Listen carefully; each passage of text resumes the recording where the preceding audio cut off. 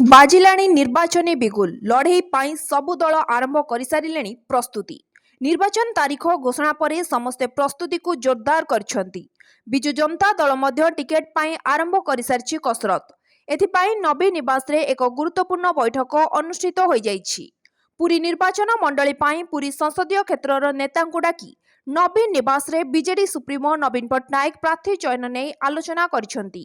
କେଉଁ ବିଧାନସଭା ନିର୍ବାଚନ ମଣ୍ଡଳୀରେ କେମିତି ରହିଛି କାହାର ସଂଗଠନ, କାହାର ଲୋକପ୍ରିୟତା କମିଛି, ସର୍ଭେ ରିପୋର୍ଟ କ'ଣ କହୁଛି, ଏସବୁ ବାବଦରେ ବିଶେଷ ଭାବରେ ଆଲୋଚନା କରିଛନ୍ତି।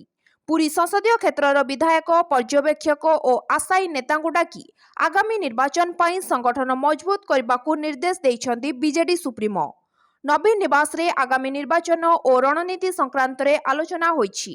କିନ୍ତୁ ବୈଠକରେ ପୁରୀ ସାଂସଦ ପିନାକୀ ମିଶ୍ର ଯୋଗ ଦେଇନଥିବା ଜଣାପଡ଼ିଛି।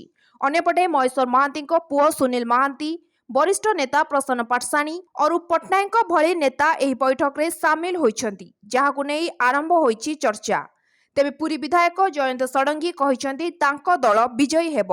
ମିଳିଥିବା ସୂଚନା ଅନୁସାରେ ପ୍ରତ୍ୟେକ ସଂସଦୀୟ କ୍ଷେତ୍ରର ସାଂଗଠନିକ ସମୀକ୍ଷା ପରେ ଖୁବ୍ ଶୀଘ୍ର ଟିକେଟ କାର୍ଡ ଖୋଲିବ ବିଜେଡି। ସେହି ପ୍ରକ୍ରିୟା ଭିତରେ ସୋମବାର ପୁରୀରୁ ଅଭିଯାନ ଆରମ୍ଭ କରିଛି ବିଜେଡି।